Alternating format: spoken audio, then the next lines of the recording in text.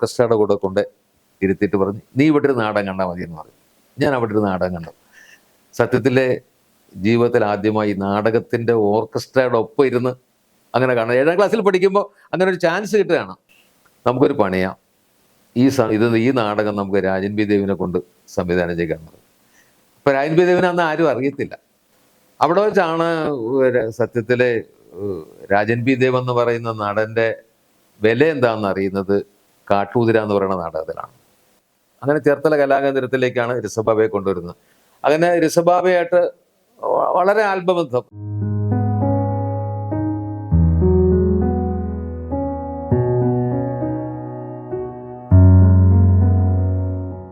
ഋഷഭാബയെ ഞാൻ പരിചയപ്പെടുന്നത് ചേർത്തല കലാകേന്ദ്രത്തിൻ്റെ നാടകം കളിക്കാനായിട്ട് അവരുടെ കൂടെ മ്യൂസിക് ഡയറക്ടർ എന്നുള്ളതായിരിക്കും ഞാനും ചെന്നു. അങ്ങനെ അവിടെ ചെന്ന് കഴിഞ്ഞപ്പോൾ സുന്ദരനായ ഒരു ചെറുപ്പക്കാരൻ, അത് സുന്ദര സൗന്ദര്യം അങ്ങനെ പറയാൻ പറ്റില്ല, അത്ര മിടുക്കനായ ഒരു ചെറുപ്പക്കാരൻ നമ്മുടെ പുന്നപ്ര അമ്പലപ്പുഴ മധു സാറിൻ്റെ കൂടെ അവിടെ വന്നപ്പോൾ ഞാൻ ചോദിച്ചു എവിടെയാണ് കളിക്കുന്നത്. അപ്പോൾ ഇവിടെ അടുത്തുള്ള സനാതന എന്ന് പറയുന്ന സമിതിയിലാണ് കളിക്കുന്നത്. ഞാൻ ചോദിച്ചത് നല്ല സമിതി പോയിക്കൂടെ? സാറേ എന്നെ ആരും വിളിക്കുന്നില്ലെന്ന് പറഞ്ഞു. ഞാൻ പറഞ്ഞു അങ്ങനെയാണെങ്കിൽ കലാകേന്ദ്രത്തിൽ അടുത്ത വർഷം വരാൻ പറഞ്ഞു. അങ്ങനെ ചേർത്തല കലാകേന്ദ്രത്തിലേക്കാണ് ഋഷഭാബയെ കൊണ്ടുവരുന്നത്. ഋഷഭാബ അവിടെ വന്ന് 1 വർഷം അഭിനയിച്ചപ്പോഴാണ് കൊല്ലം അനശ്വരയിൽ നിന്ന് പരവൂർ രാമേന്ദ്രൻ മാറുന്നു. കരോളം ചന്ദ്രൻ്റെ അനിയനായിട്ട് അഭിനയിക്കാൻ ഒരാൾ വേണം. അപ്പോൾ ഈ ഋഷഭാബയും കരോളം ചന്ദ്രനും കൂടെ നിന്നാൽ സൗന്ദര്യത്തിൽ രണ്ടും ഏതാണ്ട് ഒരുപോലെ നിൽക്കും, രണ്ടും ഭയങ്കര നിറവും. അപ്പോൾ ഞാൻ ചോദിച്ചാണ് അങ്ങനെ ഒരാളുണ്ടെന്ന് വിളിക്കാൻ പറഞ്ഞു. അങ്ങനെ ഋഷഭാബയെ അവിടെ കൊണ്ടുവന്നാക്കുന്നു. അങ്ങനെ ഋഷഭാബയായിട്ട് വളരെ ആത്മബന്ധം. ഡോക്ടർ പശുപതി എന്ന് പറയുന്ന സിനിമയുടെ ആലോചന നടക്കുന്ന ആലപ്പുഴ നരസിംഹ ലോഡ്ജിൽ. അപ്പോൾ എന്നെ വിളിച്ചു. അവിടെ ഒരു സുഹൃത്ത് ബന്ധമുള്ളത് കൊണ്ട് മോഹൻകുമാർ എന്നെ വിളിച്ചു. ഞാൻ അവിടെ ചെന്നു. അവിടെ ചെന്നപ്പോഴാണ് സായി കുമാർ ഈ സിനിമയിൽ നിന്ന് മാറിക്കളത്. അപ്പോൾ പകരം ഒരാളെ ഉണ്ടാക്കുന്നതിനെ കുറിച്ച് ഇവരിങ്ങനെ ആലോചനയിരിക്കുമ്പോൾ ഞാൻ പറഞ്ഞു സായി കുമാറിനെ പോലെ തന്നെ ഇരിക്കുന്ന ഒരാൾ ഒരു സുഹൃത്തുണ്ടെന്ന് പറഞ്ഞു. അയാൾ എവിടെയുള്ളത്? ഞാൻ കൊച്ചിക്കാരനാണ്, ഇങ്ങനെ ഇപ്പം സ്വാതിരനായിട്ട് അഭിനയിച്ചുകൊണ്ടിരിക്കുകയാണ്. നമുക്ക് സംഘചേതന എന്ന് പറയുന്ന സമിതിയിലാണ്. അപ്പോൾ സംഘചേതന ഞാൻ വിളിച്ചു ചോദിക്കുന്നത് എവിടെ നാടകം ചോദിച്ചപ്പോൾ കിടങ്ങൂർ എന്ന് പറയുന്ന ഏറ്റുമാനൂർ കിടങ്ങൂർ. അപ്പോൾ ഞങ്ങൾ കിടങ്ങൂർ ഈ 3 പേരും കൂടെ ഞങ്ങളൊരു കാറെടുത്ത് അവിടെ ചെന്നു. ഇയാളെ നാടകം കണ്ടു. നാടകം കണ്ട് സ്വാതിനാളിലൊക്കെ വന്ന് നിന്ന കറക്റ്റ് സ്വാതിനായിട്ടാണ് ഇയാൾ നിൽക്കുന്നത്. അതൊരു ഭംഗിയാണല്ലോ കാണാൻ, അഭിനയിക്കുകയും ചെയ്യും. അപ്പോൾ ഇയാളെ ചെന്ന് കണ്ട് ഇയാളെ തൃപ്തിയായി. ഇയാളെ വിളിച്ചു ചോദിച്ചു. അപ്പോൾ ഞാൻ ചെന്ന് ആദ്യം ചെന്ന് ഇത് അങ്ങനെ പറയാൻ പറ്റില്ല, ഒരു തടിയൻ പ്രേമൻ എന്ന് പറഞ്ഞൊരു കൊച്ചു പ്രേമൻ എന്ന് പറഞ്ഞൊരു നടനുണ്ട്. നടൻ ചെന്ന് പറഞ്ഞാൽ ഇങ്ങനൊരു സംഭവം പറഞ്ഞ എൻ്റെ ഋഷിണ അയാൾ രക്ഷപ്പെട്ടെ സിനിമയിൽ കയറി പോട്ടെ എന്ന് പറഞ്ഞു. അങ്ങനെ ഞങ്ങൾ ചെന്ന് പറഞ്ഞു. പുള്ളി തയ്യാറായി. അതിന് പകരം അവർ വേറൊരാളെ വയ്ക്കുന്നു. ഇയാൾ സിനിമയിലേക്ക് വരുന്നു. അത് കഴിഞ്ഞ് ഇയാൾ സിനിമയിലൊക്കെ അഭിനയിച്ചു. ഇയാൾ വളരെ ഫേമസ് ആയി കഴിഞ്ഞപ്പോൾ ഇയാൾ സ്വന്തമായിട്ട് നാടകസമിതി തുടങ്ങി. അപ്പോൾ നാടകസമിതി തുടങ്ങിയപ്പോൾ ഈ കലാകേന്ദ്രത്തിൽ തൊട്ട് നമ്മുടെ കീബോർഡ് വായിക്കുന്ന മോഹൻമേല മുരളിയും ഞാനും ഋഷഭാബ ഞങ്ങളൊരു നല്ല ബന്ധമുണ്ട്. അപ്പോൾ എൻ്റെ വന്ന് പറഞ്ഞു നമുക്ക് നാടകം തുടങ്ങണം. അപ്പോൾ ഈ മുരളിയെ നമുക്കിതിൽ ടേപ്പ് വർക്കാനായിട്ട് കൂടെ അണം പറഞ്ഞു നിർത്തണം. അങ്ങനെ ഞാൻ പറഞ്ഞു. മുരളി വന്ന് അവിടെ നിന്നു. ഇതിൻ്റെ റിഹേഴ്സൽ നടക്കുമ്പോൾ പെരുപ്പങ്കോട് മുരളി സാറിനെ കൊണ്ട് വേണം പാട്ടെഴുതിക്കാൻ. അപ്പോൾ മുരളി സാറ് പാട്ടെഴുതി സാറ് കൊണ്ടുവരുന്നു. ഇപ്പം കിട്ടുമെന്ന് പറഞ്ഞു. ഞാനവിടെ നിൽക്കാൻ എറണാകുളത്ത് നിൽക്കുകയാണ്. അപ്പോൾ എറണാകുളത്ത് ട്രെയിനിൽ ചെന്നപ്പോൾ നമ്മുടെ ആൾ ചെന്നപ്പോൾ ട്രെയിൻ വിട്ടുപോയി. ഉടനെ ആലുവ എന്നൊരാളെ പറഞ്ഞു വിട്ടു. അവിടെ ആലുവയിൽ നിർത്തി. ആലുവ ഇപ്പം എടുത്ത് അന്ന് മൊബൈൽ ഫോണൊന്നും ഇല്ല. ആലുവായി ചെന്നപ്പോൾ ഈ പുള്ളി ഏത് കമ്പാർട്ട്മെൻറ്റിലാണെന്ന് അറിയാമല്ലോ. അവിടെ ചെന്നു ഇതിനടുത്ത് വന്ന് ഋഷഭാബ പറഞ്ഞു വിട്ടാണെന്ന് പറഞ്ഞു വന്ന് പാട്ടും മേടിച്ചിട്ട് വന്നു. ഞാൻ ഓർക്കുന്നത് ഈ മൊബൈൽ ഫോൺ ആയിട്ട് ബന്ധപ്പെട്ടേ ഇപ്പോൾ ഒരാൾ അമേരിക്ക എന്ന് പറയുന്നത് ഞാനൊരു പാട്ട് അയക്കാമെന്ന് പറഞ്ഞാൽ ജസ്റ്റ് 1 മിനിറ്റ് കൊണ്ട് നമുക്ക് ആ പാട്ട് ഇവിടെ വരും. പണ്ട് ഈ ട്രെയിനിൻ്റെ പുറകെ പോകണം, കാർ വിട്ടുപോയി അവിടെ ആലുവായി ചെന്ന് മേടിക്കേണ്ട ഗതികേട് ഉണ്ടായിരുന്നു. അതെല്ലാം ഈ പുതിയ തലമുറയിൽ ഈ അവർക്ക് സന്തോഷിക്കാവുന്ന കാര്യങ്ങൾ അതാണ്. ശാസ്ത്രീയത കൂടുതൽ വളർന്നപ്പോൾ ഒരുപാട് നല്ല കാര്യം ഉണ്ടായി, ഒരുപാട് ദോഷവശങ്ങളും ഉണ്ടായി.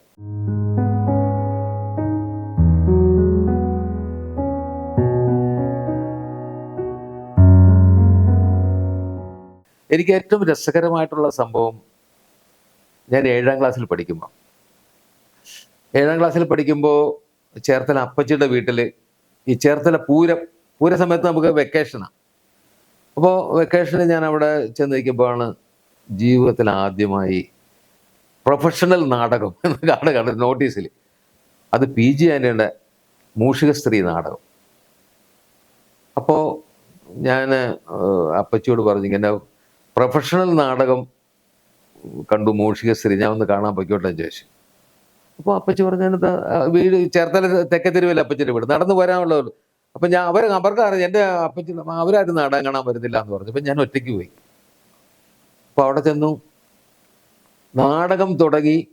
ഒരു 5 മിനിറ്റ് ഭയങ്കര മഴ. അപ്പം ഞാൻ പയ്യനായതുകൊണ്ട് സ്റ്റേജിൻ്റെ അടിയിലോട്ട് ഓടിക്കേറിയിരിക്കും. ആളുകളൊക്കെ പല വഴി ഓടും. വീണ്ടും മഴ തോർന്നു കഴിയുമ്പോൾ ഞാൻ വന്നിരിക്കും. നാടകം തുടങ്ങി. ഇച്ചിരി മഴ പെയ്തു. അങ്ങനെ പല പ്രാവശ്യമായി. പല പ്രാവശ്യമായപ്പോൾ പി ജയനോട് പറഞ്ഞു, ഇല്ല ഇനി ഈ പരിപാടി നടക്കത്തില്ല. കുടയുള്ളവർ കുട ചൂടി നിന്ന് നാടകം കാണുക, ബാക്കിയുള്ളവർ ഇപ്പം എനിക്കൊന്നും ചെയ്യാനില്ല, ഞാൻ നാടകം നിർത്തത്തില്ല എന്ന് പറഞ്ഞു. അങ്ങനെ അദ്ദേഹം, ഞാൻ അവിടെ നിന്നിരുന്ന് ഫ്രണ്ടിൽ ചെന്നിരുന്നു. നാടകം തുടങ്ങി ഒരു 10-20 മിനിറ്റ് ആയപ്പോൾ വീണ്ടും മഴ പെയ്തു. അപ്പോൾ എൻ്റെ കൂടെ ഒന്നും ഇല്ലെങ്കിൽ നാടകം കാണാൻ പയ്യനും സ്ഥലം 7ാം ക്ലാസ്സിൽ പഠിക്കുന്ന പയ്യന്. ഞാൻ അവിടെ ചെന്നിരുന്ന് നാടകം കണ്ടിരിക്കുമ്പോൾ പി ജയനാണ് നാടകം അഭിനയിച്ചിട്ടിരിക്കുമ്പോൾ നോക്കുമ്പോൾ മുൻപിലിരുന്നൊരു പയ്യൻ നനഞ്ഞിരുന്ന് നാടകം കാണാം. അപ്പോൾ അദ്ദേഹം പെട്ടെന്ന് നാടകം നിർത്തിയിട്ട് ചോദിച്ചു, നിങ്ങളാരും മനുഷ്യരല്ലേ, ആ ഒരു കുഞ്ഞിരുന്ന് നനയുന്ന കണ്ടില്ലേ, എഴുതടാ എന്ന് പറഞ്ഞു. എഴുന്നേപ്പിച്ചിട്ട് എന്നെ പൊക്കി സ്റ്റേജിലേക്ക് കൊണ്ടുവന്നിട്ട്, പുള്ളി ഒരു സംവിധായകനായിട്ടാണ് അത് അഭിനയിക്കുന്നത്, അതിനെ തോർത്തൊക്കെ ഉണ്ട് തോളത്ത്, എൻ്റെ തല തോർത്തിട്ട് ഓർക്കസ്ട്രയുടെ കൂടെ കൊണ്ട് ഇരുത്തിയിട്ട് പറഞ്ഞു, നീ ഇവിടെ ഒരു നാടകം കണ്ടാൽ മതി എന്ന് പറഞ്ഞു. ഞാൻ അവിടെ ഒരു നാടകം കണ്ടു. സത്യത്തിലെ ജീവിതത്തിൽ ആദ്യമായി നാടകത്തിൻ്റെ ഓർക്കസ്ട്രയുടെ ഒപ്പം ഇരുന്ന് അങ്ങനെ കാണാം. 7ാം ക്ലാസ്സിൽ പഠിക്കുമ്പോൾ അങ്ങനെ ഒരു ചാൻസ് കിട്ടുകയാണ്. എൻ്റെ ജീവിതത്തിൽ ആദ്യത്തെ ഈ വർഷങ്ങളോളം ഞാൻ നാടകത്തിൽ ഹാർമോണിയം വായിച്ചിട്ടുണ്ടെങ്കിലും എനിക്ക് ഇതൊരു അവസരം ഉണ്ടായത് പി ജെ ആന്റണി ഇത് ചെയ്തപ്പോഴാണ്. അങ്ങനെ ആ കാലഘട്ടത്തിലാണ് ഈ സൈക്കിൾ ചവിട്ടാൻ പഠിച്ചു ഞാൻ. അപ്പോൾ അപ്പച്ചിയപ്പൻ്റെ ഒരു ഇംഗ്ലണ്ട് റാലി സൈക്കിൾ അവിടെയുണ്ട്. അപ്പോൾ അതിൻ്റെ ഈ കാലിനെ ഇങ്ങനെ ഇടയ്ക്കിട്ട് ഇങ്ങനെ ചവിട്ടി അവിടെയൊക്കെ ആണെന്ന് ഞാൻ സീറ്റൊക്കെ ഇരുന്ന് ചവിട്ടാൻ പഠിച്ചു. അപ്പോൾ ചവിട്ടാൻ പഠിച്ചപ്പോൾ എനിക്കൊരു തോന്നല്, ഇവരാരും അറിയാതെ അർത്തുങ്കപ്പള്ളി ഒന്നും, അന്ന് അർത്തുങ്കപ്പള്ളി എന്നൊക്കെ പറഞ്ഞാൽ നമുക്കിങ്ങനെ അത് ഇതുപോലെ റോഡൊന്നുമില്ല. അപ്പോൾ പോകാനുള്ള വഴിയൊക്കെ ചോദിച്ചപ്പോൾ ഒരാൾ പറഞ്ഞു, ചേർത്തല മാർക്കറ്റിൻ്റെ സൈഡിൽ കൂടെ കിടക്കുന്ന റോഡ് നേരെ പഠിച്ചിട്ട് പോയ അർത്തുങ്കപ്പള്ളി ചെല്ലാന്നാണ്. അപ്പച്ചപ്പൻ്റെ സൈക്കിൾ കൊടുത്ത് നേരെ ചവിട്ടി. മാർക്കറ്റ് കഴിഞ്ഞ് അടുത്ത റോഡ് എത്തുന്നതിന് മുമ്പ് ഒരു 6-7 ചെറുപ്പക്കാർ സൈക്കിൾ, എന്നെപ്പോലെ തന്നെ സൈക്കിളിൽ പഠിക്കുന്നവരാണ്, ചവിട്ടി വന്ന് എന്നെ ഇടിച്ച് തെറിപ്പിച്ച് ദൂരെ ഇട്ട് വീണ് കൈ മുട്ടുമൊക്കെ പൊട്ടി. അപ്പോൾ ഉടനെ അതിൽ പൊക്കമുള്ള ഒരാൾ പയ്യൻ വന്ന് എന്നെ പിടിച്ച് അവൻ്റെ വീട്ടിൽ കൊണ്ടുപോയി ഇതെല്ലാം തുടച്ച് വൃത്തിയാക്കി മരുന്നുമൊക്കെ വെച്ചു. അപ്പോൾ എന്നോട് ചോദിച്ചു, മോനെ ഏതാന്ന് അമ്മ ചോദിച്ചപ്പോൾ ഞാൻ പറഞ്ഞു, ഞാൻ ഗോരിമ്പള്ളി ഗോവിന്ദപ്പണിക്കരുടെ മകൻ്റെ മകനാണെന്ന് പറഞ്ഞു, ഇവിടെ അപ്പച്ചിയുടെ വീട്ടിൽ വന്നാന്ന് പറഞ്ഞു. അപ്പോൾ ഉടനെ പറഞ്ഞു, എടാ ഇത് ഗോരിമ്പള്ളിയിലെ ചെറുക്കാണ്, നീ വേഗം കൊണ്ടുവരാക്കാന്ന് പറഞ്ഞ് ഈ പയ്യനെ കൊണ്ടാക്കി. അതാണ് അന്ന് പൊക്കമുള്ള ആളാണ് രാജൻ പി ദേവ്. ഞങ്ങൾ ഒരുമിച്ച് അന്ന് കാണുകയും ഇവിടെ വന്ന് ഇങ്ങനെ ഇരിക്കുമ്പോൾ സംസാരിച്ചപ്പോൾ അന്ന് രാജൻ നന്നായിട്ട് പാടും. അപ്പം ഇങ്ങനെ എന്നോട് സംസാരിച്ചപ്പം പാട്ട് പാടുന്ന കാര്യമൊക്കെ പറഞ്ഞപ്പോൾ ഞാൻ പറഞ്ഞു, ഞാനും പാട്ട് പാടുമെന്ന് പറഞ്ഞു. അങ്ങനെ പുറത്ത് പാടുകയില്ലെങ്കിലും ഞാൻ പാടി കേട്ടപ്പോൾ ഭയങ്കര ഇഷ്ടമായി. അങ്ങനെ പിന്നീട് എന്നെ കൈ പുറത്തോന്ന് അറിയാനായിട്ട് രാജൻ പി ദേവ് പല പ്രാവശ്യം അവിടെ വന്നു. അങ്ങനെ ഞാൻ അവൻ്റെ വീട്ടിൽ ചെല്ലാറായി. അങ്ങനെ കുഞ്ഞുനാൾ തൊട്ട് ഞങ്ങൾ സുഹൃത്ബന്ധമായി. ഈ അമ്മയുടെ സാരിയൊക്കെ വലിച്ചു കെട്ടി കൈത കുറ്റിയൊക്കെ ഇട്ടിട്ട് നാടകം കളിക്കുക, അത് വളരെ ചെറുപ്പം പോലെ രാജൻ അതൊക്കെ ഉണ്ട്. അപ്പോൾ രാജനുമായിട്ട് അങ്ങനെ കൂടിയെങ്കിലും അത് കഴിഞ്ഞപ്പോൾ ഞങ്ങൾ തമ്മിൽ രണ്ടായിട്ട് പിരിഞ്ഞു പോയി. പിന്നെ എനിക്ക് തോന്നുന്നു ഞാൻ 10ാം ക്ലാസ് ഒക്കെ പാസ്സായി കഴിഞ്ഞിട്ട് പ്രീ ഡിഗ്രി പഠിക്കുന്ന സമയത്താണ് ഈ ഇവിടെ കായ്പുറത്ത് കുറുപ്പശ്ശേരി എന്ന് പറയുന്ന ക്ഷേത്രത്തിനോട് ചേർന്നൊരു കുറുപ്പശ്ശേരി വീട്ടിലെ ചാവടിയിൽ വെച്ച് റിഹേഴ്സൽ ഇട്ടു. അപ്പോൾ കാവേരി എന്നാ നാടകത്തിൻ്റെ പേര്, കായ്പുറം കുശലഴി സംവിധാനം ചെയ്യുന്നു. അപ്പോൾ അതിൻ്റെ പാട്ട് ഞാൻ കമ്പോസ് ചെയ്തിട്ടിരിക്കുമ്പോൾ, ഞാനത് പാട്ട് കമ്പോസ് ചെയ്തിട്ടിരിക്കുമ്പോൾ പാട്ട് കമ്പോസ് ചെയ്ത് തീർന്നു കഴിഞ്ഞപ്പോൾ പുറകെ ഇരിക്കുന്ന ഒരാൾ എന്നോട് വിളിച്ചു ചോദിക്കുന്നു, അതിൻ്റെ പല്ലവി ഒന്നുകൂടെ ഒന്ന് പാടിക്കുമെന്ന് പറഞ്ഞു. അപ്പം ഞാനിങ്ങനെ തിരിഞ്ഞു നോക്കിയപ്പോൾ കഴുത്തപ്പം മുടിയൊക്കെ വളർത്തി ജുബ്ബായി ഒക്കെ ഇട്ട് ഒരാളിങ്ങനെ ഇരിക്കുന്നു. അപ്പോൾ ഇയാളെ മുഖം എനിക്കിത് ഓർമ്മയുണ്ടെങ്കിൽ എനിക്ക് ആളെ പിടികിട്ടില്ല. അത് രാജൻ പി ദേവ് ആനന്ദൻ ചേട്ടൻ, കുറ്റിക്കാട്ട് ആനന്ദൻ ചേട്ടൻ എന്ന് പറഞ്ഞ പുള്ളിയുടെ കൂടെ ഹാർമോണിയം വായിക്കുന്ന പുള്ളിയുടെ കൂടെ വന്നതാണ്. ഞാനാണ് കമ്പോസ് എന്ന് പറഞ്ഞപ്പോൾ എൻ്റെ പഴയ ബന്ധം വെച്ചിട്ട് വന്നതാണ്. അങ്ങനെ വന്നു. പിന്നെ ആ നാടകം പുള്ളി രാജൻ പി ദേവ് സംവിധാനം ഏറ്റെടുക്കുന്നു, ഞാൻ സംഗീതമായി. പിന്നെ ഞങ്ങൾ അമച്ചൂർ നാടകങ്ങളിൽ ഒരുപാട് ബന്ധപ്പെട്ടു.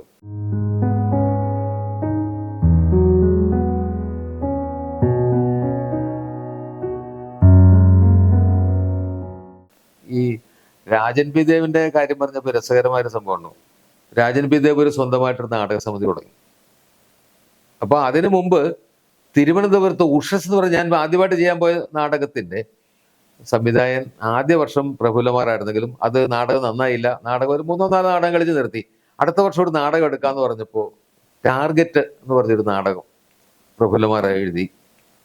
അപ്പോൾ ഞങ്ങൾ അവിടുന്ന് ഞാനും പ്രഫുല്ലകുമാറും നേരിങ്കൽ രാജാജി എന്ന് പറഞ്ഞ് ഞങ്ങൾ 3 പേരും കൂടെ കെ എം ധർമ്മൻ അന്നത്തെ ഏറ്റവും വലിയ സംവിധാനമാണ് കെ എം ധർമ്മൻ.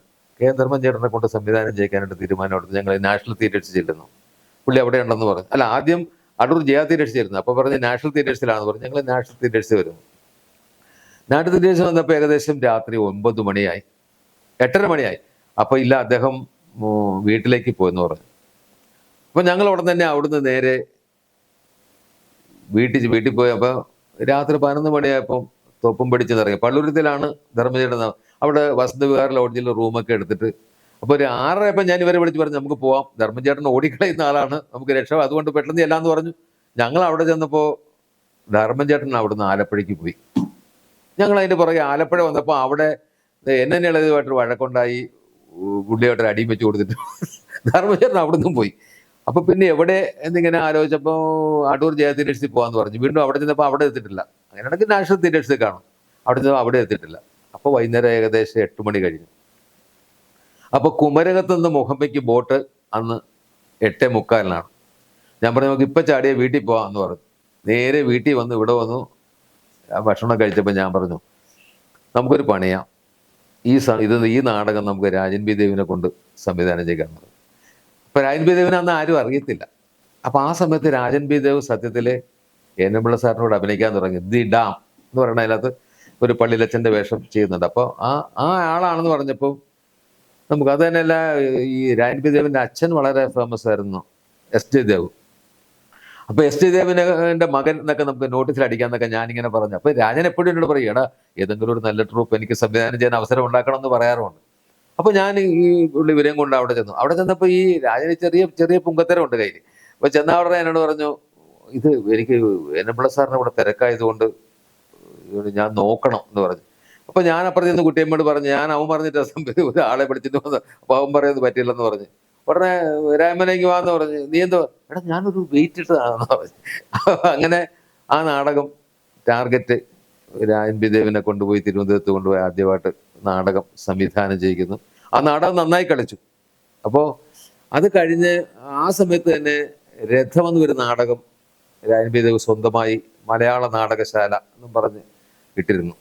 അപ്പം അത് എൻ.എം. സാറിനൊക്കെ പോകാനുണ്ടായ സാഹചര്യമാണ് രാജൻ ബി ദേവ്. അപ്പോൾ അവിടെ ചെന്നപ്പോൾ നാടകം കളിച്ചില്ല, 2-3 നാടകം കളിച്ചു. ആ സമയത്ത് മാളവിക എന്ന ഒരു നാടകത്തിന് മാളവികയിലേക്ക് പുള്ളിക്കൊരു അവസരം എത്തും. അപ്പോൾ എന്നെ ഇവിടെ വന്ന് വീട്ടിൽ വന്ന് മുഹമ്മയിൽ വന്നിട്ട് എന്നോട് പറഞ്ഞ് ഋഷി നമുക്ക് ഒരു ചാൻസ് മാളവിയിൽ വന്നിട്ടുണ്ടെന്ന് പറഞ്ഞു. അപ്പം ഞാൻ രാജൻ ബി ദേവുമായിട്ട് നേരെ തവണക്കടവിൽ ചെന്നു. രാജൻ ബി ദേവിനെ ബോട്ട് കയറ്റി ബോട്ടിൽ അക്കരയ്ക്ക് വിടുകയാണ്, വൈക്കത്തേക്ക് വിടുകയാണ്. അപ്പോൾ അങ്ങ് പോകുന്നവരെ ടാറ്റായി കൊടുത്ത്, പകുതി പോകുന്നവരെ കാണാവുന്ന അത്രയും ടാറ്റായി കൊടുത്തു പോയി. അദ്ദേഹം വൈക്കത്തേക്ക് പോന്നു. ഞാൻ തിരിച്ച് വീട്ടിൽ വരുന്നു.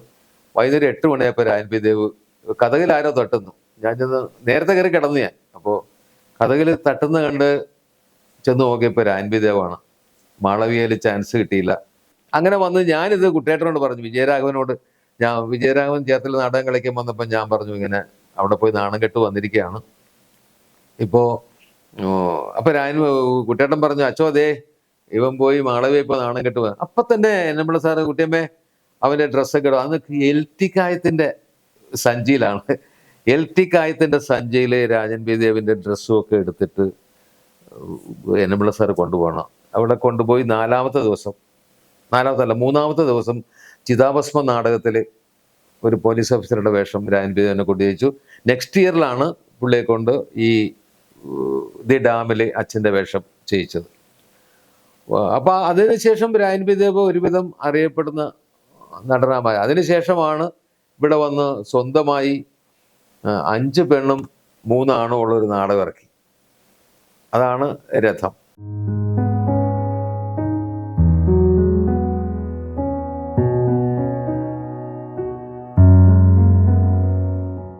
ആ രഥം നാടകത്തിൻ്റെ രസകരമായ സംഭവം എന്ന് പറയുന്നത് രാജൻ ബി ദേവിൻ്റെ അച്ഛനുണ്ടാക്കിയ സ്ഥലം, വീട്, വീണ, സിത്താർ, തബല, മൃദംഗം ഒക്കെ വെച്ചിട്ട്, വയലിൻ ഒക്കെ വെച്ചിട്ടുള്ള ഗ്രില്ലും ഒക്കെ ആയിട്ടൊരു വീട് അദ്ദേഹം ഉണ്ടാക്കിയായിരുന്നു. അത് 85,000 രൂപയ്ക്ക് കണിച്ചുള്ളങ്ങാരിലെ ഒരു അധ്യാപകന് വിറ്റു. പൈസ ഞാനാണ് എണ്ണി, ഒരു അച്ഛനും മോനും അമ്മയ്ക്കും മോനും മേടിക്കാൻ പ്രയാസം എന്ന് പറഞ്ഞിട്ട് ഞാനാണത് എണ്ണി ബാഗിലൊക്കെ വെച്ചു. അതുകൊണ്ടൊന്ന് പൈസ എടുത്താണ് സത്യത്തിൽ രാൻപേദേവ് നാടകം തുടങ്ങി. നാടകം ഫ്ലാപ്പായി. ഈ നാടകം കാണാനായിട്ട് സാക്ഷാൽ എസ് എൽ പുരം സദാനന്ദൻ ഉദ്ഘാടനം ചെയ്യാൻ വന്ന എസ് എൽ പുരം സദാനന്ദനാണ്. അപ്പോൾ ഈ നാടകം കണ്ടു കഴിഞ്ഞപ്പോൾ അദ്ദേഹത്തിന് ഈ രാൻപേദിനോട് ചോദിച്ചു, എന്തിനാ രാജാ വെറുതെ ഈ കാശ് കളഞ്ഞ് നീ സൂര്യസോമയിലേക്ക് പോരെന്ന് പറയാം. അന്നത് തമാശയായിട്ടാണ് കണക്കാക്കിയത്. ഈ രാൻപേദ വന്ന് ചെയ്യുന്നത് ഈ പാലാക്കാരൻ ഒരു വലിയ മുതലാളിയായിട്ടാണ്, ഈ വിവരം കെട്ട മുതലാളിയായിട്ടാണ് ചെയ്യുന്നത്. അടുത്ത വർഷം സൂര്യസ്വാമിയിൽ എന്തൊക്കെയോ പ്രശ്നമുണ്ടായി. ബേബിക്കുട്ടൻ ചേട്ടനും കബീർദാസും എല്ലാം അവിടുന്ന് പിണങ്ങിപ്പോകുന്നു. അപ്പോൾ ഇടയ്ക്ക് വെച്ച് പുള്ളി നാടകം നിർത്തിയിട്ട് പുതിയ നാടകത്തെക്കുറിച്ച് ചിന്തിക്കുന്നു. അങ്ങനെ രാൻപി ദേവിനെയും ഞാറക്കൽ ശ്രീനെയൊക്കെ വിളിച്ചുകൊണ്ട് വരുന്നു. അവിടെ വെച്ചാണ് സത്യത്തിലെ രാജൻ പി ദേവ് എന്ന് പറയുന്ന നടൻ്റെ വില എന്താണെന്ന് അറിയുന്നത് കാട്ടുകുതിര എന്ന് പറയുന്ന നാടകത്തിലാണ്. കാട്ടുകുതിരയുടെ നാടകത്തിൻ്റെ റിഹേഴ്സൽ ക്യാമ്പിൽ എന്നെ ഒരു ദിവസം വിളിച്ചു. ഞാൻ അവിടെ ചെന്നിരുന്നു. അവിടെ ചെന്നപ്പോഴാണ് എസ് എൽ പുരം സദാനന്ദൻ എന്ന് പറയുന്ന മഹാനായ കലാകാരൻ്റെ കഴിവുകൾ അറിയുന്നത്.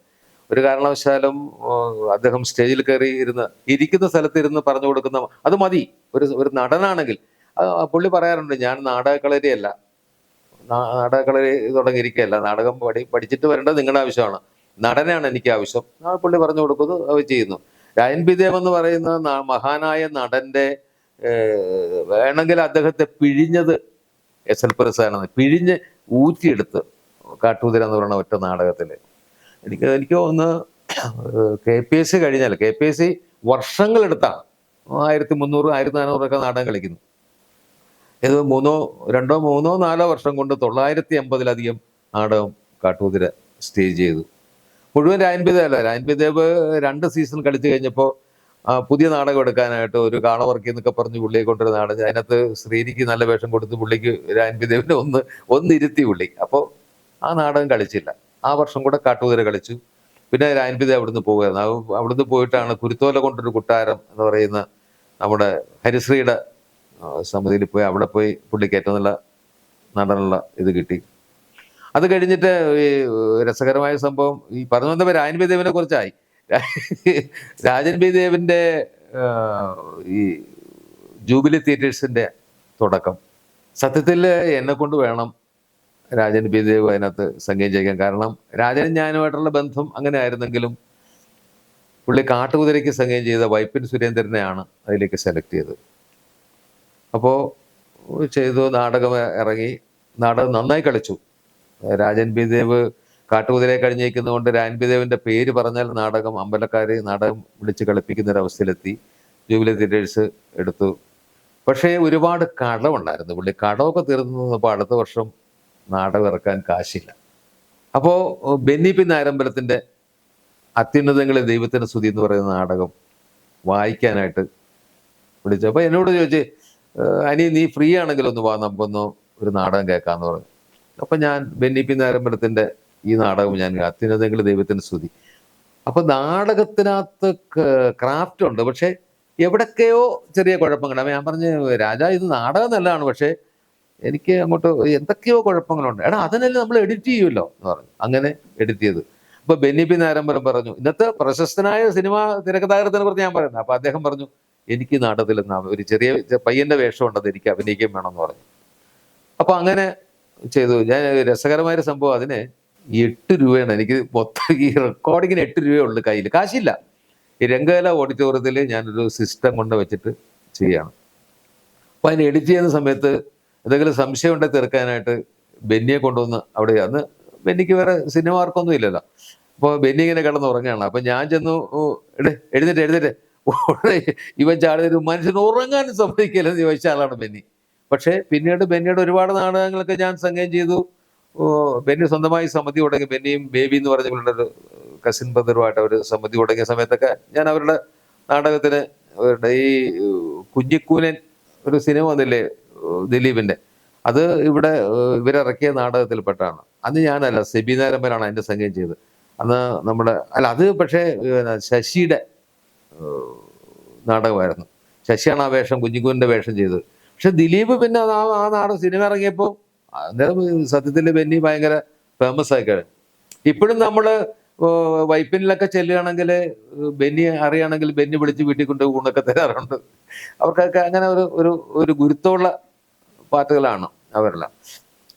ഈ സംഗീതം ചെയ്യുന്ന സമയത്ത് ആദ്യകാലത്തൊക്കെ ഞാൻ സംഗീതം ചെയ്യുമ്പോൾ ഞാൻ ഒറ്റയ്ക്കാണ് ചെയ്യുന്നത്. എനിക്ക് അസിസ്റ്റ് ചെയ്യാൻ ആരുമില്ല, അസിസ്റ്റന്റുമാരില്ല. അപ്പോൾ അന്നൊക്കെ ഇപ്പൊ ഞാൻ പറയാം, ഈ വിക്രമള സാറിന്റെ കൂടെ തന്നെ ഞാൻ നാടകത്തിൽ നിൽക്കുമ്പോൾ ഞങ്ങൾ 28 പേരാണ് ഒരു നാടക വണ്ടിയിൽ പോകുന്നത്. അതിൽ 8 പേര് ഓർക്കസ്ട്രയിൽ തന്നെ ഉണ്ട്.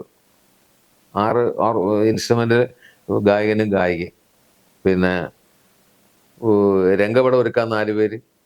അന്ന് 8 പേരൊക്കെയാണ് അഭിനയിക്കുന്നത്. 8 ആണും 3 പെണ്ണ്, 8 ആണും 4 പെണ്ണും ഒക്കെയാണ് അഭിനയിക്കുന്നത്. 12 പേരൊക്കെ നടന്മാർ തന്നെ ഉണ്ട്. കാരണം അന്ന് 28 പേരുടെ വണ്ടിയിൽ, 16 സീറ്റിന്റെ വണ്ടിയിൽ ഞങ്ങൾ 28 പേര് പോവുക. അപ്പൊ വിക്രമള സാറിന്റെ കൂടെ നിൽക്കുമ്പോൾ ഒരു പ്രത്യേകത എന്താന്ന് ചോദിച്ചാല്, ഇന്ന് തിരുവനന്തപുരത്താണ് നാടകമെങ്കിൽ നാളെ കണ്ണൂരായിരിക്കും, അതിന്റെ പിറ്റേ ദിവസം കഴക്കൂട്ടത്തായിരിക്കും. അപ്പൊ വണ്ടി ഓടി ഇവിടെ വരണം. സത്യത്തില് ഈ നാടകത്തിന് വേണ്ടി കുറെ കാലം നമ്മൾ വണ്ടിയിലിരുന്നാണ് ഉറങ്ങിയത്. നമുക്ക് ഉറങ്ങാനൊന്നും സമയമൊന്നും കിട്ടത്തില്ല. പക്ഷേ അത്രയും അതൊരു പുഷ്കല കാലമായിരുന്നു കലാകാരന്മാരുടെയൊക്കെ എല്ലാ അർത്ഥത്തിലും. എനിക്ക് തന്നെ ഞാൻ പറയാലോ, ഇപ്പൊ എന്ന് പറഞ്ഞാൽ നമ്മളൊരു നാടകം ചെന്ന് കാണുന്നു, അതിന്റെ നോട്ട്സ് എഴുതി എടുക്കുന്നു, അത് ഇവിടെ റെക്കോർഡിംഗ് സ്റ്റുഡിയോയിൽ കൊണ്ടുവന്ന് റെക്കോർഡ് ചെയ്യുന്നു, അത് അങ്ങോട്ട് മ്യൂസിക് കൊടുത്തിട്ടാൽ മതി, പിന്നെ അവർ ചെയ്തോളും. പണ്ട് അങ്ങനെയല്ല. ഞാനിപ്പോൾ ഒരു നാടക സമിതി ചെല്ലുകയാണെങ്കിൽ നാടക സമിതി ചെന്ന് 2 ദിവസം നാടകം പഠിക്കണം. അപ്പൊ അതിനായിട്ട് നാടക റിഹേഴ്സൽ നമ്മൾ 3-4 പ്രാവശ്യം റിഹേഴ്സൽ കണ്ട് നാടകം എന്താണ്, ഇതിന്റെ കഥ എന്താണെന്നൊക്കെ മനസ്സിലാക്കിയിട്ട് അതിന്റെ പിറ്റേ ദിവസമാണ് നോട്ട്സ് എഴുതുന്നത്. നോട്ട്സ് ഒക്കെ എഴുതിയിട്ട് ഓർക്കസ്ട്ര വരുന്നു, ഞാൻ അവരുമായിട്ടിരുന്ന് പാട്ടും മ്യൂസിക്കും എല്ലാം കമ്പോസ് ചെയ്തതിന് ശേഷം ഞാൻ ഈ ഓർക്കസ്ട്ര ആയിട്ട് നാടകത്തിലേക്ക് ചെല്ലുകയാണ്. അവിടെ റിഹേഴ്സൽ നടക്കുന്നിടത്ത് ചെന്നിട്ട്, അപ്പോൾ ഇവിടെ നിർത്ത്, ഇവിടെ ഒരു മ്യൂസിക് ഉണ്ട്, ആ മ്യൂസിക് ഇട്ടു. അപ്പോൾ അവരൊന്ന് കളിച്ചു നോക്കി, അത് വീണ്ടും ഇട്ടു. അവർ 8 പ്രാവശ്യം 9 പ്രാവശ്യം വായിച്ചു കഴിയുമ്പോൾ ഓർക്കസ്ട്രയും പഠിച്ചു, നാടക നടനും പഠിച്ചു. അപ്പോൾ അതൊരു കാലഘട്ടത്തിന്റെ പ്രത്യേകതയാണ്. അപ്പോൾ അതിങ്ങനെ ഒരു 7 ദിവസമാണ്, 7 ദിവസം 8 ദിവസം ഒരു നാടക ക്യാമ്പിൽ. അത് ഇപ്പൊ നമ്മൾ ചെല്ലുന്ന, ഒരു ദിവസം ചെല്ലുന്നു. ഇപ്പൊ ഞാൻ ഒരു ദിവസം ചെന്ന് രാവിലെ ചെന്നു റിഹേഴ്സൽ കണ്ടു, വൈകുന്നേരം നോട്ട് എഴുതി, അന്ന് രാത്രി ഇരുന്ന് കമ്പോസ് ചെയ്ത് പിറ്റേ ദിവസത്തിന്റെ ഒറ്റ ദിവസം കൊണ്ട് റെക്കോർഡ് ചെയ്ത് മ്യൂസിക് കൊടുത്തിട്ടുണ്ട്. ചങ്ങനാശ്ശേരി അണിയറൊക്കെ ഉണ്ടെങ്കിൽ അങ്ങനെ ചെയ്തിട്ടുണ്ട്. പക്ഷേ അന്ന് നമ്മൾ ചെന്ന് നാടകം പഠിച്ചു. ഈ നാടകം മുഴുവൻ നമ്മുടെ ഹൃദയത്തിലുണ്ട്. ഏത് സിറ്റുവേഷനും നമുക്ക് നമ്മൾ ഏത് രാത്രി വിളിച്ചു ചോദിച്ചാലും ആ നാടകത്തിന്റെ സിറ്റുവേഷൻ നമ്മുടെ മനസ്സിൽ ഇങ്ങനെ നിറഞ്ഞു നിൽക്കും. അപ്പൊ അതുകൊണ്ട് തന്നെ അതിന് ചെയ്യുന്ന സംഗീതം ചെയ്തിട്ട്, അന്ന് നല്ല ഓർക്കസ്ട്രയാണ് വായിക്കാൻ വരുന്നത്. ഇന്നിപ്പോ വായിക്കാൻ ആളില്ലാത്ത എന്താന്ന് ചോദിച്ചാൽ പ്രാക്ടീസ് ചെയ്യുന്നതിനൊന്നുമില്ല. പണ്ട് ആശാന്റെ, ഞാൻ തന്നെ മുഹമ്മദ് മണിയാശാന്റെ കൂടെ പഠിക്കുന്ന കാലത്ത് അന്ന് 10-30,000 തേങ്ങ കിട്ടും നമുക്കിവിടെ.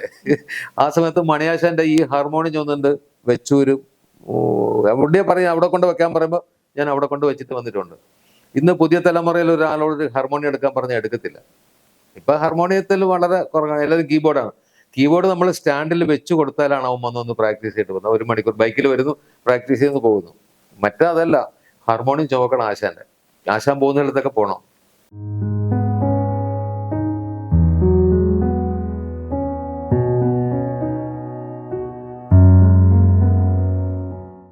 ഏലൂർ ഒരു ബാലെ ട്രൂപ്പിൽ ഞാൻ, മണിയാശൻ എന്നെ ആദ്യമായിട്ട് ബാലയ്ക്ക് പാടാൻ കൊണ്ടുപോകുന്ന കാലഘട്ടത്തിൽ എനിക്ക് അവിടെ ആണ്ട് ഒരു 30 പാട്ടുകാർ വന്നിരിപ്പുണ്ട്. അപ്പൊ ഇന്റർവ്യൂ നടക്കുകയാണ്. അപ്പൊ എന്നെ ഈ ആശാൻ ഇവിടെ വെച്ച് പാട്ടെല്ലാം പഠിപ്പിച്ചുകൊണ്ട് കൊണ്ടുവന്നിരിക്കുന്നത്. അവിടെ ചെന്ന് ആശാൻ എന്ന് പറഞ്ഞത് ഞാൻ ഉടനെ പാട്ട് പഠിച്ചു. അപ്പൊ പെട്ടെന്ന് പാട്ട് പഠിക്കുന്ന ആളെ സത്യത്തിൽ ഞാൻ ഇവിടെ നിന്ന് പാട്ട് പഠിച്ചിട്ടാണ് അവിടെ ചെല്ലുന്നത്. അവിടെ ചെന്ന് കഴിഞ്ഞപ്പോൾ 10-30 പാട്ടുകാർ വന്നു. അപ്പോൾ അവരെയൊക്കെ പാട്ട് നോക്കി, അതെല്ലാം കഴിഞ്ഞപ്പോൾ ഞാൻ അവിടുത്തെ ഗായകനായി. അപ്പോൾ അവിടുത്തെ പുതിയ ബാലെ കമ്പോസിങ് തുടങ്ങിയപ്പോൾ, രതി മന്മഥാവുന്ന ഒരു ബാലെ കമ്പോസ് ചെയ്ത് തുടങ്ങുമ്പോൾ ഒരു 4-5 പാട്ട് പാടി ചെയ്ത് കഴിയുമ്പോൾ ആശാൻ, എടാ ഋഷി നോക്ക് എന്ന് പറഞ്ഞിട്ട് പുള്ളി അങ്ങ് പോകും. അപ്പൊ ഈ ആശാൻ 5 പാട്ട് ചെയ്തതിന്റെ ബാക്കിയുള്ള പാട്ടുകൾ കുറെ എനിക്കിരുന്ന് കമ്പോസ് ചെയ്യാനുള്ള അവസരം. അങ്ങനെയാണല്ലോ നമ്മളിപ്പോ ക്യാമറ ചെയ്യുന്ന ഒരാള് കൂടെ അസിസ്റ്റ് ചെയ്യാൻ വരുന്ന ആള് ഈ കൂടെ നിന്നാണ് അയാൾ പഠിക്കുന്നത്. അന്നേരം പഠിക്കാൻ പറ്റുള്ളൂ. എന്ത് കാര്യത്തിനും എക്സ്പീരിയൻസ് ആവശ്യമാണ്. അപ്പൊ എനിക്കൊക്കെ കിട്ടിയ ഗുണം മണിയാശന്റെ കൂടെ നടക്കുമ്പോൾ പുള്ളി എടുത്തിട്ട് പോകും, അത് ഋഷി നോക്കടക്കൊള്ളാന്ന് പറയും. അപ്പൊ ഞാൻ അവിടെ ചെയ്യും പാട്ട്. അപ്പൊ അങ്ങനെ ഒരുപാട് പാട്ട് ചെയ്യാനുള്ള അവസരം ഉണ്ടായി. ഏലൂര് ബാലെ ട്രൂപ്പ് എന്ന് പറഞ്ഞാൽ എനിക്ക് തോന്നുന്നു 5.5 മണിക്കൂറാണ്. ഇന്നത്തെ ബാലയായിട്ടല്ലോ, ഇന്ന് 2 മണിക്കൂറേ ഉള്ളൂ ബാലെ. അന്ന് 5.5 മണിക്കൂർ നമ്മൾ സൈഡിൽ ഇരുന്ന് പാടണം. അപ്പൊ ഈ 5.5 മണിക്കൂർ 2 പാട്ട്, 2 മെയിൽ വോയിസും 2 ഫീമെയിൽ വോയിസും ആണ് ഡയലോഗ് മുഴുവൻ പറയണം. നാടകത്തിൽ കാണുന്ന പോലെ നമ്മൾ അവിടെ ഇരുന്ന് പറയുക, ഇത് മുഴുവൻ പറഞ്ഞ് പാടുകയും പറയുകയൊക്കെ ചെയ്യണം. അപ്പോൾ ഓർക്കസ്ട്രയൊക്കെ നല്ല പച്ചിലയും കത്രികയും പോലെ നിൽക്കണം. എവിടെയെങ്കിലും ഒരു തെറ്റ് പറ്റിയാൽ മൊത്തം തെറ്റ് പറ്റും. അപ്പൊ അതൊക്കെ ഓർക്കുമ്പോൾ സത്യത്തിൽ സന്തോഷമാണ് കേട്ടോ. ഈ രംഗത്ത് നമ്മുടെ എന്താ പറയണ്ട, ഈ അമ്മയ്ക്കത്ര വലിയ താല്പര്യമായിരുന്നെങ്കിലും അച്ഛന് താല്പര്യം ഇല്ലായിരുന്നപ്പോൾ കാലഘട്ടത്തിൽ പോലും ഈ രംഗത്ത് പിടിച്ചു നിൽക്കാൻ കഴിഞ്ഞു എന്നുള്ളതാണ് ജീവിതത്തിൽ കിട്ടിയ ഏറ്റവും വലിയ സന്തോഷം. പിന്നെ എനിക്ക് തോന്നുന്നു തിലകൻ ചേട്ടനുമായിട്ട് വർക്ക് ചെയ്യാൻ പറ്റിയിട്ടില്ല. അദ്ദേഹത്തിന്റെ പേരിലുള്ള അവാർഡ് എനിക്ക് കിട്ടിയിട്ടുണ്ട്. പക്ഷെ അദ്ദേഹമായിട്ട് വർക്ക് ചെയ്യാൻ എനിക്കൊരു അവസരം ഒത്തപ്പോൾ പൂജയ്ക്ക്, നാടകത്തിന്റെ പൂജ ആലപ്പുഴ ഒരു വലിയ ഹോട്ടലിൽ വെച്ച്, അപ്പോൾ ഇരുമ്പുപാലത്തിന്റെ താഴത്തേക്ക് വരുമ്പോൾ ഉള്ള പേര് ഞാൻ മറന്നു. അപ്പൊ അവിടെ ചെന്നു, പൂജ കഴിഞ്ഞു, എല്ലാം തിരിയെല്ലാം കൊളുത്തി കഴിഞ്ഞു. ഒരു സമ്മേളനം ഉണ്ടായിരുന്നു. സമ്മേളനത്തിൽ പ്രസംഗം എല്ലാം കഴിഞ്ഞു ഇറങ്ങുന്നത് പുള്ളിയോട് ചോദിച്ചു, തിലകൻ ചോദിച്ചു, തൻ്റെ വീട് എവിടെയാ? അപ്പൊ ഞാൻ മോഹമ്മയാണ്. എത്ര വർഷമായി തന്നെ ഈ രംഗത്തേക്കുന്നു? അപ്പൊ അന്നേട്ട് 45 വർഷം കഴിഞ്ഞു. ഞാൻ പറഞ്ഞു 40-45 വർഷമായി. ഇയാളെന്താ എന്നെ വന്ന് പരിചയപ്പെടാതിരുന്നു ഇതുവരെ? അപ്പൊ ഞാൻ പറഞ്ഞു, ഇങ്ങനെ തിലകൻ ചേട്ടൻ വേറെ വലിയ വലിയ രാഘവ മാഷ പോലുള്ള വലിയ വലിയ മ്യൂസിക് ഡയറക്ടേഴ്സിന് വയ്ക്കുന്നതുകൊണ്ട് ഞാൻ വരേണ്ട കാര്യമില്ല, അതുകൊണ്ട് വന്നില്ല, അത്രേ ഉള്ളൂ. എന്തായാലും ഇപ്പോൾ വന്നല്ലോ താൻ. എടോ, സംസ്കൃത ശ്ലോകം പാടാൻ പറ്റിയ മലയാളത്തിൽ നിന്നുള്ള ഗായകരിൽ എനിക്ക് ഏറ്റവും ഇഷ്ടമാണ്. ഞാൻ പറഞ്ഞ്, സംസ്കൃത ശ്ലോകമല്ലേ ഏത് പാടലും ദാസേട്ടൻ കഴിഞ്ഞിട്ടേ ആളുള്ളൂ. പക്ഷേ ചെറുതണ്ടിയിൽ എനിക്കിഷ്ടം മധു ബാലകൃഷ്ണനാണ്. കൊള്ളാം. തനിക്ക് സംസ്കൃതം അറിയുള്ളൂ? ഞാൻ പറഞ്ഞു, എൻ്റെ പൊന്ന് ഇതില്ല ചേട്ടാ, ഈ സംഗീത സംവിധാനം ആണെങ്കിൽ ഈ സംസ്കൃതം പഠിക്കണമെന്നൊന്നും എനിക്ക് അറിഞ്ഞുകൂടായിരുന്നു. അതുകൊണ്ട് ഞാൻ സംസ്കൃതം പഠില്ല. താൻ എന്നെ ഊതിയതാണോ? ഞാൻ പറഞ്ഞു, ഊതിയല്ല, ഊതുക കൊട്ടുക എന്നൊക്കെ ഉള്ള നമ്മുടെ സംഗീതത്തിന്റെ ഭാഗമല്ലേ, അതുകൊണ്ട് അതങ്ങനല്ല, ഞാൻ കാര്യം പറഞ്ഞാണെന്ന് പറഞ്ഞു. താൻ അഹങ്കാരിയാണോ? ഞാൻ പറഞ്ഞ, അഹങ്കാരമൊന്നുമില്ല എന്ന് പറഞ്ഞു. എൻ്റെ നാടകത്തിന് വർക്ക് ചെയ്യണമെങ്കിൽ സ്വല്പം അഹങ്കാരമൊക്കെ വേണം. ഞാൻ പറഞ്ഞ, അങ്ങനെ അഹങ്കാരമൊന്നും എൻ്റെ ഇല്ല, എനിക്ക് അങ്ങനെ അറിയാം. അപ്പോൾ എന്നോട് അഡ്വക്കേറ്റ് മണയിലാണ് നാടകം എഴുതി. അദ്ദേഹം പറഞ്ഞു, മച്ചമ്പി ഒരു കാരണവശാലും ഈ നാടകത്തിന്റെ മ്യൂസിക് മച്ചമ്പി ചെയ്യണ്ട. കാരണം പുള്ളി ഈ പറഞ്ഞതിന് പുള്ളി അവിടെ ഇട്ട് പുള്ളിയുടെ രീതികൾ അതാണ് എന്ന് പറഞ്ഞു. പുള്ളി പക്ഷേ അങ്ങോട്ട് പോകുമ്പോൾ പുള്ളി പറഞ്ഞു, മ്യൂസിക് ഡയറക്ടർ മാറ്റണം, അയാളെ പറ്റില്ല കേട്ടോ എന്ന് പറഞ്ഞു. അങ്ങനെ തിലകൻ ചേട്ടനുമായിട്ട്, KT മുഹമ്മദ് തിലകൻ ചേട്ടൻ, പിന്നെ എൻ.എം. സാറിൻ്റെയും എസ്.എൽ. പുരം സാറിൻ്റെ ഓരോ നാടകം ചെയ്യാൻ കഴിഞ്ഞു എന്നുള്ളത് എൻ്റെ ഭാഗം. ഈ NOC എന്ന് പറഞ്ഞ എൻ.എം. സാറിൻ്റെ നാടകം ചെയ്തപ്പോൾ എൻ.എം. സാർ മരിച്ചതിന് ശേഷമാണ് എനിക്ക് ചെയ്യാൻ കഴിയും. അതുപോലെ ഞാൻ ഇരുന്ന് കോരിത്തിരിച്ചൊരു നാടകമുണ്ട്, നാടകം കണ്ട് കോരിത്തിരിച്ച നാടകമാണ് നിധി. നമ്മുടെ മാളാരവന്ദനം ചേട്ടൻ ഒരു കാര്യസ്ഥനായിട്ട് നിന്നിട്ട് വിറയ്ക്കുന്നൊരു സീനുണ്ട്. ഈ അടിമുടി വിറച്ച് നമ്മൾ എത്ര ചിരിക്കാത്തവനും ചിരിച്ചു പോകും, എന്നാൽ അത് കഴിഞ്ഞ് കരയിച്ചു. അത്രയും സീരിയസ് ആയിട്ടാണ് ആ പുള്ളി സ്ഥാനം ചെയ്യുന്നത്. ഈ നാടകമൊക്കെ കണ്ടിട്ട് വർഷങ്ങൾ കഴിഞ്ഞ് കായംകുളത്ത് നിന്ന് ഈ നാടകം രണ്ടാമത് ചെയ്തപ്പോൾ ആ നാടകത്തിൽ എനിക്ക് അവസരം കിട്ടി സംഗീതം ചെയ്യാനായിട്ട്. അങ്ങനെ എൻ.എം. സാറിൻ്റെയും നാടകത്തിൽ ഒരു നാടകത്തിൽ, എസ്.എൽ. പുരം സാറിൻ്റെ ഒരു നാടകത്തിൽ ഒക്കെ ചെയ്യാൻ കഴിഞ്ഞിട്ടുണ്ട്. ഈ എനിക്ക് തോന്നുന്നു കേരളത്തിലുള്ള ഒട്ടുമുക്കാൽ നാടകക്കാരുടെയും നാടകം ചെയ്യാൻ കഴിഞ്ഞു എന്നുള്ളത് മഹാഭാഗ്യമാണ്. എല്ലാവർക്കും കിട്ടുന്നൊരു ഭാഗ്യമല്ല. തന്നെയല്ല എനിക്ക് കിട്ടിയിരിക്കുന്നത് ഇപ്പൊ ഈ 1500-ലധികം നാടകം എന്ന് പറയുന്നത് അത്ര ഒന്നും ചെയ്ത ഒരു സംഗീത സംവിധാനം നിന്നില്ല. പക്ഷെ അത് നമുക്ക് നമ്മൾ അതിന്റെ പേപ്പേഴ്സ് ഒന്നും എടുത്ത് സൂക്ഷിക്കാം. അങ്ങനെ ഞാൻ തന്നെ ഒരു അവാർഡ് പോലും കിട്ടുമെന്ന് ഞാനത് എല്ലായിടത്തും പറഞ്ഞിട്ടുള്ളതാണ്. ഈ പത്രം വരുമ്പോൾ, വീട്ടിൽ പത്രം വരുമ്പോൾ ഞാൻ എടുത്ത് പത്രം നോക്കിയിട്ട് പറയും, ആലപ്പി ഋഷിയേശൻ അവാർഡ്. അമ്മ ഓടി വന്ന് നോക്കും, എവിടെ കാണണമെന്ന് പറയുമ്പോൾ ഞാൻ പറയും, ഇല്ല, ഞാൻ അമ്മയെ പറ്റിക്കാൻ പറഞ്ഞെന്ന് പറയും. അപ്പൊ അമ്മ പറയുന്നൊരു വാക്കുണ്ട്, എടാ നീ പരിശ്രമിക്കണം, പരിശ്രമിച്ചാൽ നിനക്കെന്ന് ആർക്കും പരിശ്രമിച്ചാലേ കിട്ടുള്ളൂ. അപ്പോൾ നീ നന്നായിട്ട് പരിശ്രമിക്കും, നിനക്കത് അവാർഡ് കിട്ടുമെന്ന് പറഞ്ഞാൽ അത് സത്യം പറഞ്ഞാൽ അമ്മയുടെ ആ വാക്കുകൾ ഞാൻ നന്നായി പരിശ്രമിച്ചിട്ടുള്ള സത്യം തന്നെയാണ്. ഒരു ഒരുപാട് കഷ്ടപ്പെട്ടിട്ടുണ്ട് ഞാൻ ഈ നാടകത്തിന് വേണ്ടിയിട്ട്. ഇപ്പൊ എനിക്ക് തോന്നുന്നു ഇവിടുന്ന് 5 മണിക്കായിരുന്നു ഫസ്റ്റ് ബസ് നമുക്ക് മുഹമ്മേന്ന്. അപ്പോൾ അന്ന് എനിക്ക് വേറെ വണ്ടിയൊന്നുമില്ല. ഞാൻ 4 മണിക്ക് എഴുന്നേറ്റാലേ കുടിച്ച് റെഡിയായി 5 മണിക്ക് തിരുവനന്തപുരത്തിനോ എങ്ങോട്ടെങ്കിലും പോകാനായിട്ട് ആലപ്പുഴ ചെന്നിട്ട് വേണമല്ലോ പോകാൻ. അന്ന് ആലപ്പുഴയോ ചേർത്തലയോ ഈ രണ്ടും 5 മണിക്കാണ് ബസ്. അപ്പോൾ ആ സമയം അത്രയും നേരത്തെ തന്നെ വെളുപ്പംകാലത്ത് എഴുന്നേറ്റ് പോയി. അതുപോലെ തന്നെ പട്ടിണി കിടക്കാൻ അമച്ചൂർ നാടക രംഗത്തൊക്കെ നിൽക്കുമ്പോൾ പട്ടിണി, വീട്ടിൽ പട്ടിണിക്ക് ഒരിക്കലും പട്ടിണി കിടക്കണ്ട, പക്ഷെ അവിടെ പോയി ഒരുപാട് പട്ടിണി പിടിച്ചിട്ടുണ്ട്. ഒരു തണ്ണീർമുക്കത്ത് ജോയ്ബാൻ ചെറിയാനെന്ന് പറഞ്ഞ നാടകത്തിൽ വിളിച്ചിട്ട് പോയി. ഒരു അമച്ചൂർ നാടകമാണ്. രാവിലെ ചെന്നു, കാപ്പിയൊന്നും കുടിച്ചില്ല, പാട്ട് കമ്പോസ് ചെയ്തിരിക്കുകയാണ്. ഉച്ചയായി, 2 3 മണിയായപ്പോൾ 3 മണി കഴിഞ്ഞപ്പോൾ ഒരാൾ ചോറും പരിപ്പ് കറിയായിട്ട് കൊടുത്തു. എനിക്ക് അന്ന് പരിപ്പ് കറി എന്നൊക്കെ ഞാൻ കൂട്ടത്തില്ല, പക്ഷെ വിശപ്പ് കൊണ്ട് അതുപോലും 3:30 മണിക്കാണ് കഴിക്കുന്നത്. അപ്പോൾ അത് കഴിയുമ്പോൾ ഗ്യാസ്, അങ്ങനെ സത്യം പറഞ്ഞാൽ ഗ്യാസ് ഉണ്ടാകുന്ന ഒരു അവസ്ഥയിലേക്ക് എത്തിയത് സമയത്ത് ആഹാരം കഴിക്കാതെ. പിന്നെ യാത്ര, ഈ 71 മുതൽ ഇപ്പോഴും ഇപ്പോഴും യാത്രയ്ക്ക് ഒരു കുറവുമില്ല. യാത്ര ഇങ്ങനെ എല്ലാ ദിവസവും യാത്രയല്ലേ. പക്ഷേ ഒരു കലാകാരൻ എന്നുള്ള നിലയ്ക്ക് എനിക്ക് ഭയങ്കര സന്തോഷമാണ്. ബന്ധുക്കളൊക്കെ എനിക്ക് ആദ്യകാലത്ത് ഭയങ്കര, എൻ്റെ ചേട്ടൻ പോലും ഈ രംഗത്ത് പോയി ഇല്ലാത്ത പൊല്ലാപ്പം ഉണ്ടാക്കും, ജീവിതം നന്നാകില്ല, ഒരിക്കലും രക്ഷപ്പെടാൻ പോകുന്നില്ല എന്നൊക്കെ പറഞ്ഞ് ഇവരുടെ എല്ലാ കാര്യവും നോക്കാൻ എനിക്ക് കഴിഞ്ഞു എന്നുള്ളതാണ് ഈ രംഗം കൊണ്ട്. അതാണ് ഏറ്റവും വലിയ. ഞാൻ കാറ് വാങ്ങിയത്, വീട് വെച്ചത്, ബൈക്ക് വാങ്ങിയത്, മക്കളെ പഠിപ്പിച്ചത്, മക്കൾക്ക് ജോലി പഠിച്ചത് എല്ലാം നാടകം കൊണ്ടാണ്. അപ്പം നാടകം എന്ന് പറഞ്ഞാൽ എൻ്റെ ജീവവായുവാണ്. ഒരിക്കലും നമുക്ക് നാടകത്തെ തള്ളിയുള്ള ഒരു കാര്യത്തില്ല. ഇപ്പം നാടകത്തിന് എണ്ണം കുറവാണ്, വളരെ കുറവാണ് ചെയ്യുന്നത്. കാരണം പുതിയ തലമുറയിൽ ഒരുപാട് സംഗീത സംവിധായകർ പുതുതായിട്ട് വന്നിട്ടുണ്ട്. പുതിയ സംവിധായകർ ഒരുപാട് പേര് വന്നു. ഈ പുതിയ സംവിധായകർ വരുമ്പോൾ പുതിയ സംവിധായകർക്ക് പറ്റിയ, ഇപ്പം എന്നെ പോലെ ഒരാളൊക്കെ സീനിയേഴ്സൊക്കെ ചെല്ലുമ്പോൾ അവർക്കൊരു വിഷമമാണ് എന്നോട് പറഞ്ഞു തരാനൊക്കെ. ഇങ്ങനെ പുള്ളിയോട് എങ്ങനെ പറയും എന്നൊക്കെ ഉള്ളത്. ഇപ്പം പുതിയ ആളാകുമ്പോൾ അവർക്ക് പറയാം. അപ്പം അങ്ങനെ വെച്ച് നോക്കുമ്പോൾ അങ്ങനെ കുറേ പഴയ ആളുകൾക്ക് വർക്ക് ഉണ്ടെങ്കിലാണ് എനിക്ക് ഇപ്പോൾ വർക്ക് എടുത്തത്. എന്തായാലും ഇനിയും ഇപ്പം ഈ ഒരു കാര്യം ഞാൻ പറയാം, ഈ 1500-നൊന്നും ഖണ്ഡിക്കാൻ ഒരു നാടകക്കാർ അങ്ങനെ ആ കാലം കഴിഞ്ഞു. ഇപ്പം അതുപോലെ നാടകങ്ങളില്ലല്ലോ. നാടകങ്ങൾ ഉണ്ടെങ്കിൽ തന്നെ പഴയതുപോലെ ജനം കാണാനും ജനം വളരെ കുറഞ്ഞു.